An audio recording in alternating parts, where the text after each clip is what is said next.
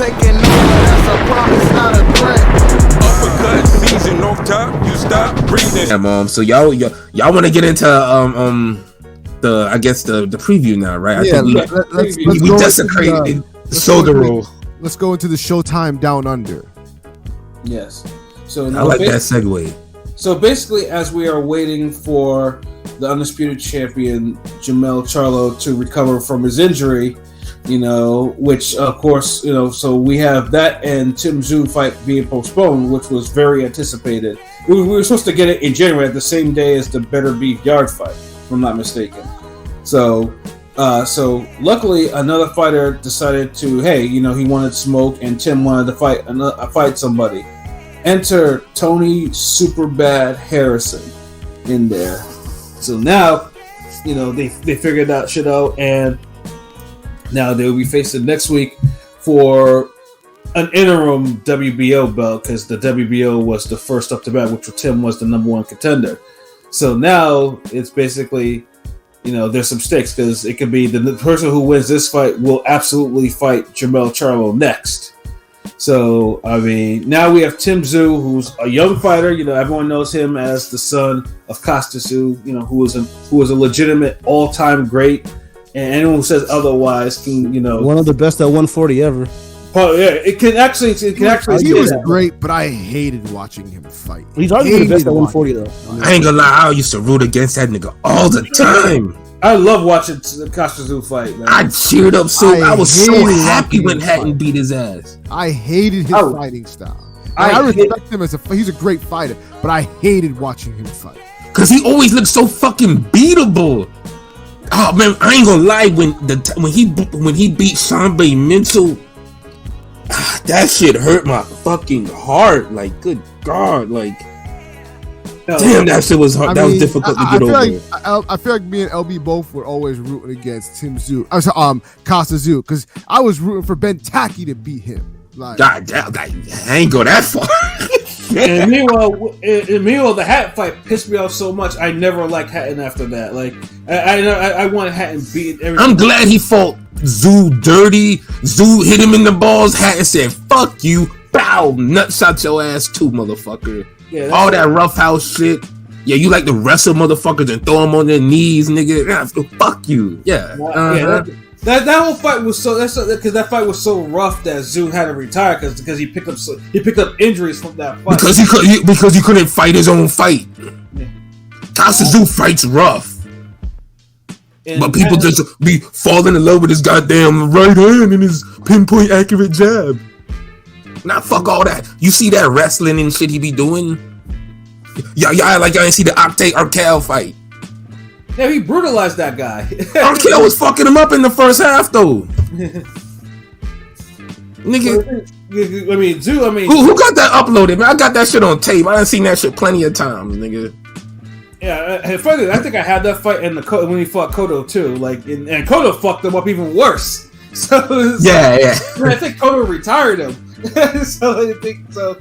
But yeah, no, yeah. I was like that Hatton fight. I was just like, I was watching. I remember sitting there. I was like fist clenched. I was like, God damn it, because I thought Hatton was struggle. I couldn't stand how Hatton fought, and the fact that Hatton won. You thought Hatton was struggle? I never liked Ricky Hatton, like because the first fight I saw with him was against McGee, and McGee dropped him in the first round. I still remember this too. And I remember thinking to myself, God damn, McGee's actually giving him. McGee was putting hands on him. Yeah. After that, we got to do a retro review. Go back in time. I don't want to get away from this shit, but yeah, like damn, Pat, like I got your ass, nigga. I know you think, like I said, but obviously him being the son of such a legendary fighter, there's big expectations. He clearly inherited the man's the power. Like Tszyu had inherited his father's power, and a serviceable chin. And then of course his last time out, he got tested, against Gashaw, who dropped him in the first round, and then managed to box him very close, and although he won the fight, it was the first time he didn't really look spectacular or dominant. He beat his ass though. After a while, Tszyu was beating his ass, but yeah, it was close. It was a close fight. After there was the scorecard. There was some crazy scorecard on that where I think they they had a draw or something. A good No, it was a unanimous decision. I think there was no draw. No, what I'm saying is like one of the cards was like closer than the. Hold on, what fight you talking about? Gasha and Tim. Gashay. Oh, Gashay, man, this dude won that clearly. Like, Yeah, that was a Gashay gave that fight away. Like, he could have possibly stopped Tszyu if he would have fought a little more with a little more urgency. Mm-hmm. The ring generalship, like the times when he should have went forward, he covered up and backed up. Right. And it's because of that fight.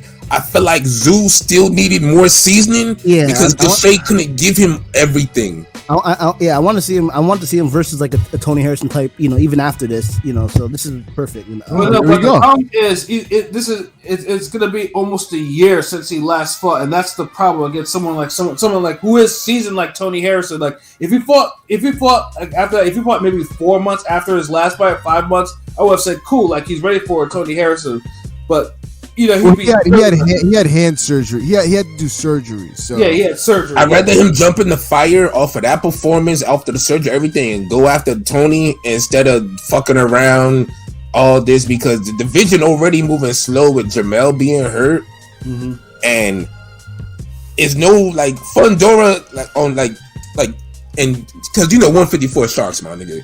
Right, of course. So Fundora, he's doing the right thing, staying active against the lesser sharks, I guess some lemon sharks and reef shark, but them niggas is tough at 154 regardless. The Mendoza he's fighting, he knocked out Banana, he knocked out Rosario. So so what I'm saying, so it's like that's what I'm saying. 154, like actually he might be fighting a bull shark, like he might be like, because I guess if Jamel like a great white, then you got like Tony Harrison, Tszyu, they're like hammerheads and tiger sharks. Like they the up.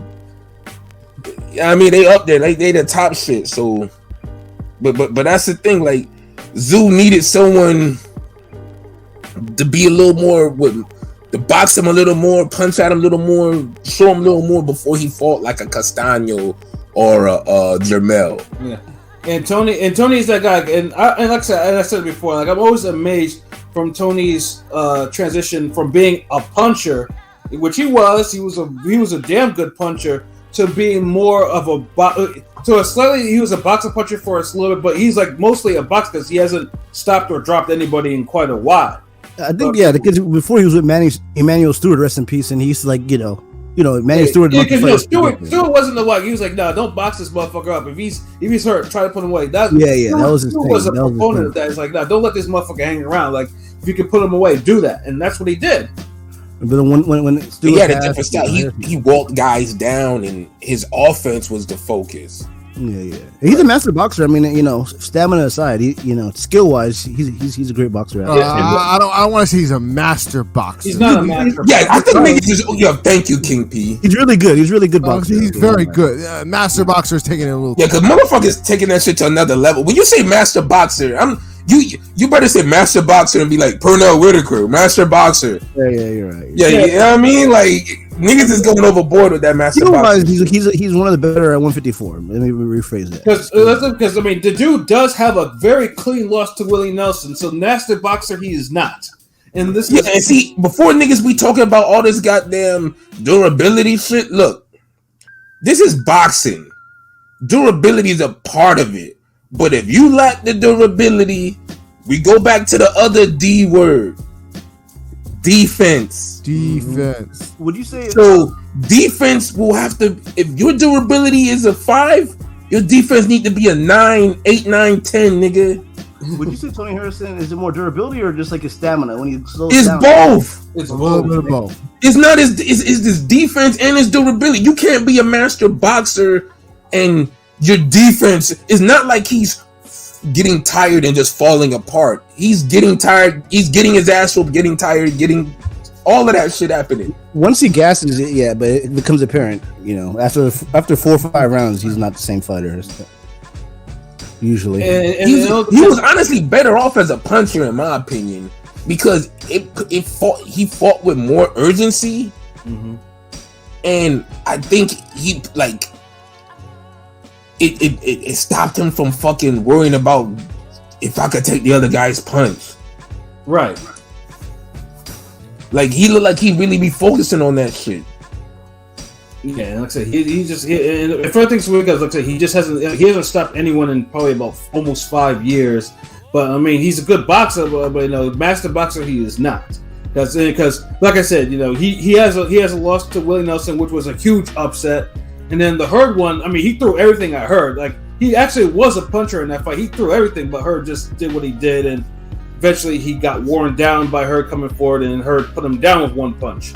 So I mean, and that was unfortunate too. And then you have the fight, and this is a fight me and LB brought up before with Ishe Smith, where it's like, wait a minute, that fight was a lot closer than it should have been.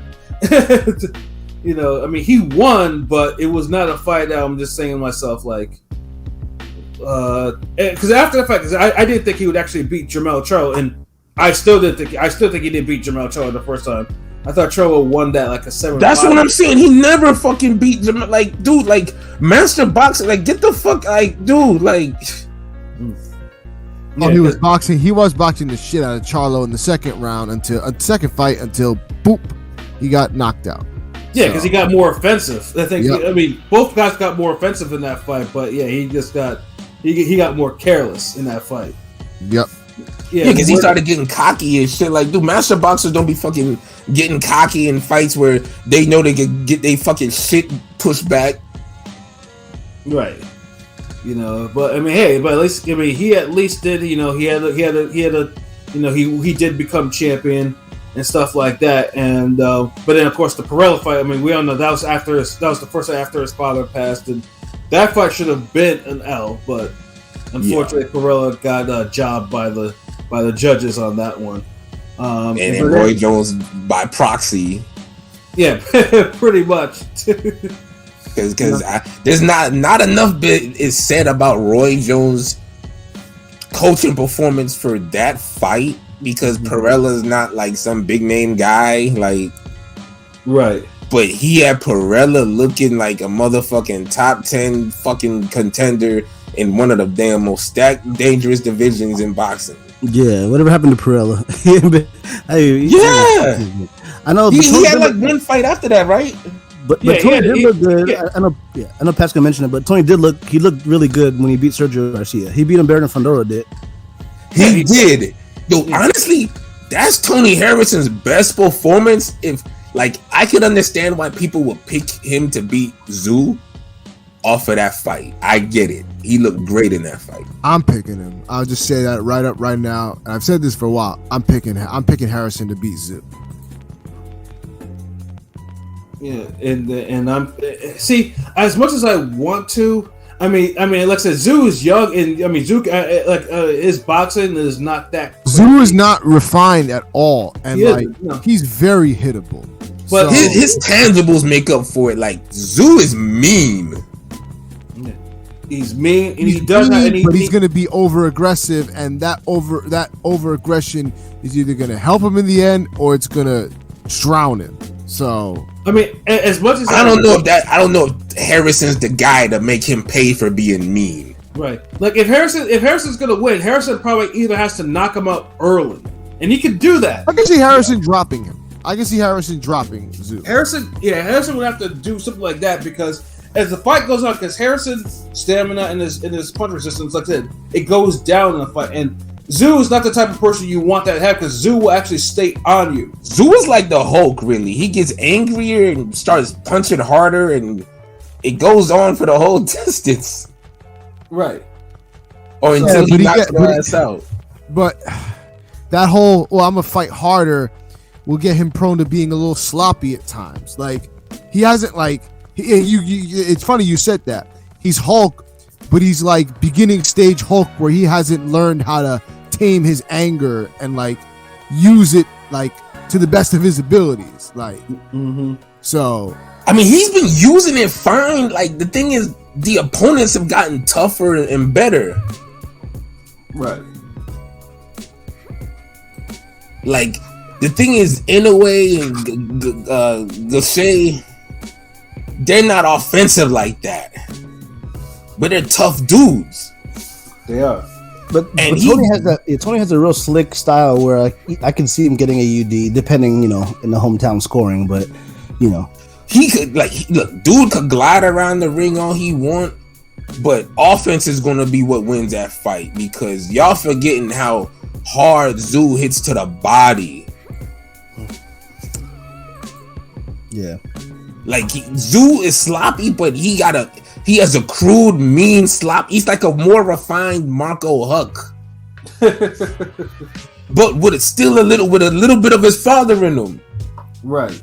Tszyu brings that, he breathes that angry kangaroo air or something. You'll be relentless.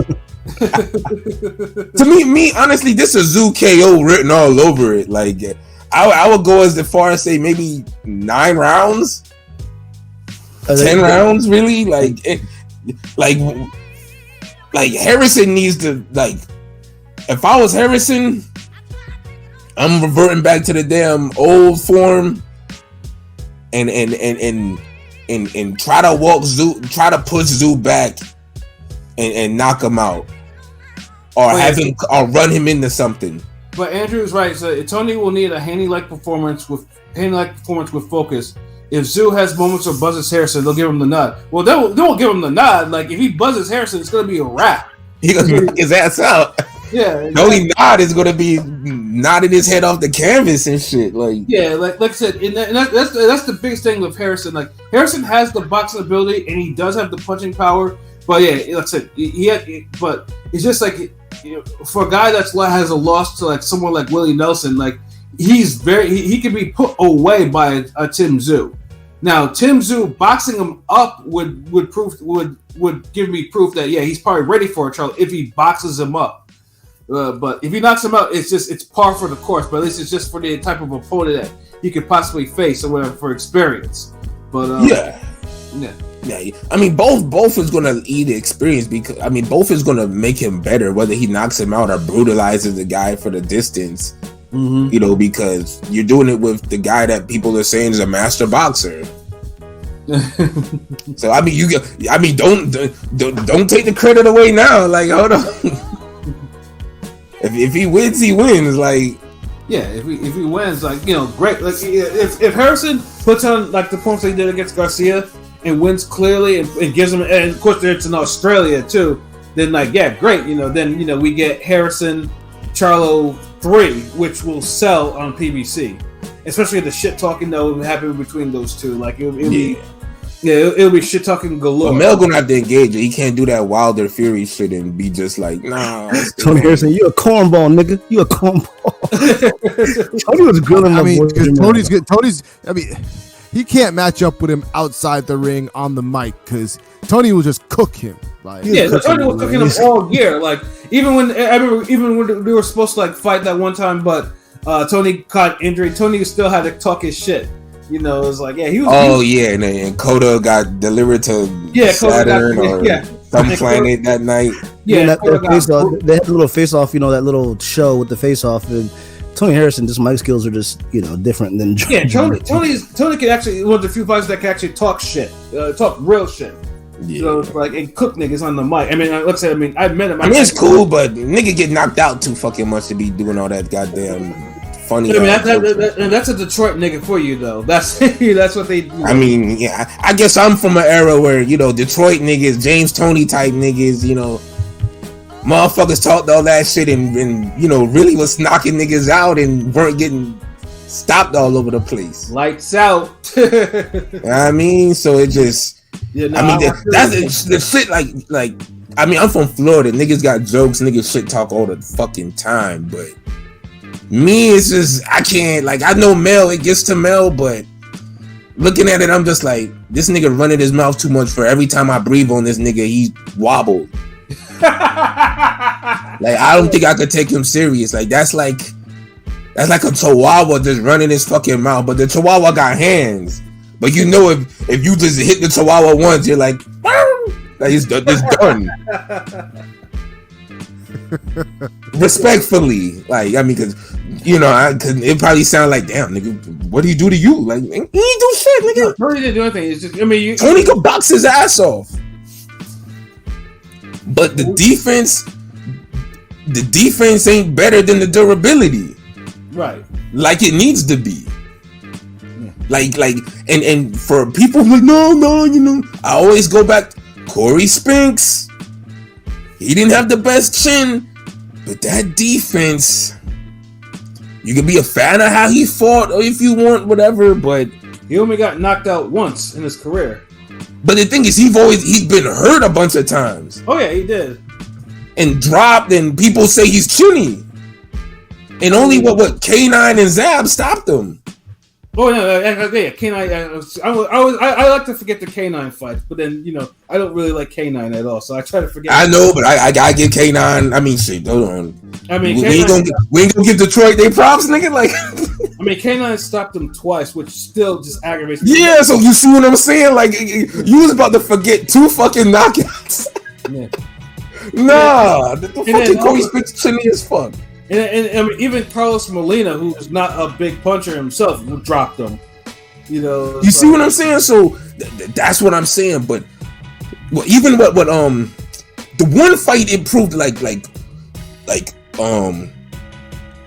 this low key. It's not a forgotten fade, but it's a forgotten lesson. I think it's Lattimore Spinks. I think it was a showbox fight.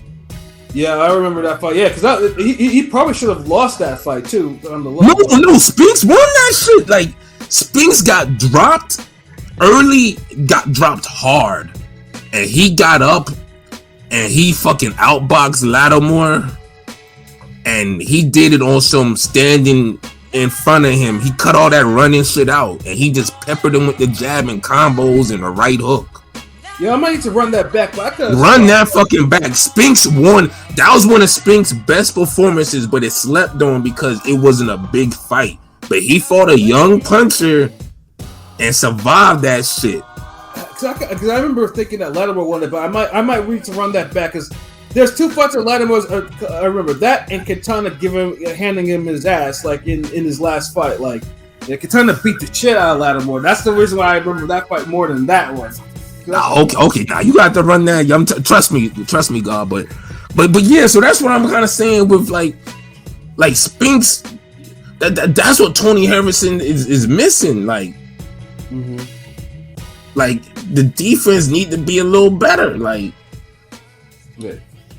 Let's say he's confident. Like, I still like to think that Harrison is like, you know what? I needed a fight, and like, you know, and this will get me to where I need to be. He stepped up to the plate to face because he knows, like I said, you know, it's a fight that he could get knocked out in, but he realized what the reward is if he wins. So he has mad props for me for that one.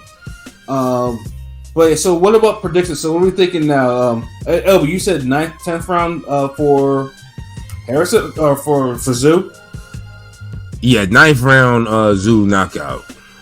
Word. King P, what about you? I said I'm going Tony Harrison with a decision. Right, Pilot. Tony Harrison decision. Yeah, I think Tszyu will probably win by like a 9th round knockout, somewhere around there. But yeah, we both with the 9th round and made its decision. Yeah. Got him. So yeah, but it's a great fight, and you know 154, like I said, still represents because it's still a tough fight. Well, Pilot, it's looking like it's going to be the young niggas versus the old niggas again with predictions. It's been a minute. Yeah, it's been a minute. It's been a minute. I mean, one time it was like light skin versus Pat. I'm gonna say this. That's a 3-on-1. This nigga like, hold on, who the fuck was like? When was this? Like, we had a couple of those. Like, but yeah, okay. So, young niggas versus old niggas. So, I mean, you know, Goucher is not. You know, Tony Harrison is better than Goucher, but you know, this is a huge step. Of course. Yeah. So, I don't know, it's Australia. You know, hopefully the scorecards are. I think this is the only fight they're showing too, supposedly. Because it starts late, right? Yeah, I mean, for us, it does not for you, motherfucker. Like, it starts later than usual. It starts like an hour and 45 minutes later than usual. Yeah, well, I mean, it's still 7:45. That's still prime time for you, but 10:45 for us East Coast heads. You know, so yeah, I'm hoping that's the only fight. Cause I mean, usually Showtime International, sometimes they will do more than one fight. I'm just hoping that this is not the case. Yeah, because I mean, Nikita is the only one that really, you know. I'm aware of on that, the younger brother. Yeah, but let's say because if it's at 10:45, like I mean, yeah, it's like you just need to you need to bear this fight, and then because else I'm gonna have to go take a nap to watch that card just to make sure I can actually stay up. I'll be having to take a nap for the damn cards that start at 9. And then probably like I can't eat that much, else I'm gonna fall asleep on the couch before that. So 10:45 is just like they better be the only fight, but I'm absolutely positively looking forward to this. This should be a good scrap.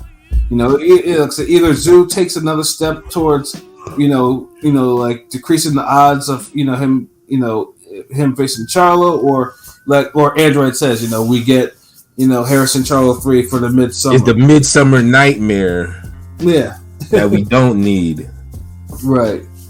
So were those fights that great for y'all? I think it's like so many people want to see the third fighter that's so bad. Like it's a trilogy, they're on the same side of the street. I mean, sometimes trilogies. I don't know, like say the Garui's AJ. I don't really care about that for a trilogy, but this one, I don't know.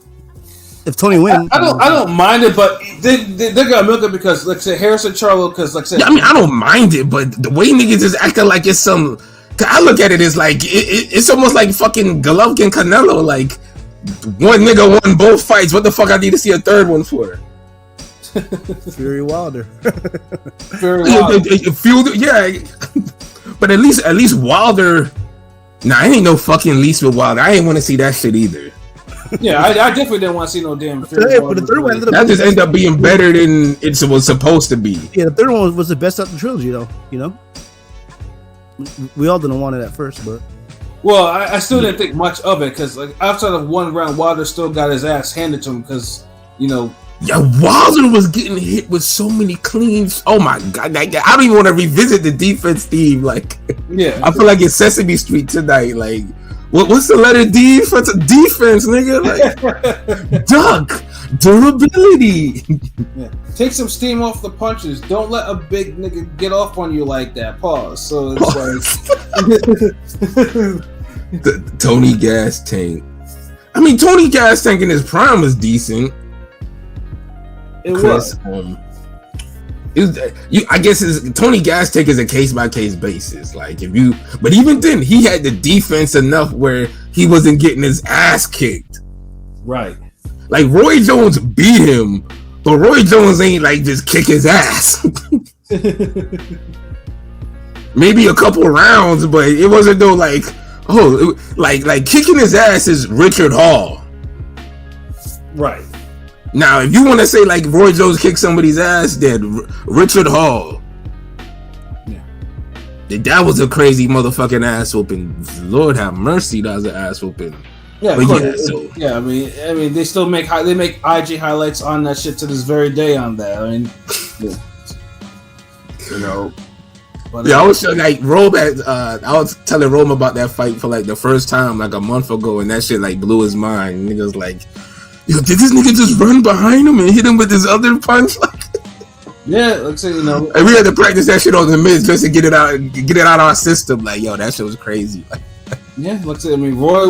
I mean, one day we're going to like do like a topic on Roy himself because Roy. I mean, of course, the latter half of his career kind of, tainted a good part of what he did and how incredible he was in his actual prime. But one day we'll dedicate a topic on him because it's worth it because it's because his prime was fucking amazing. But how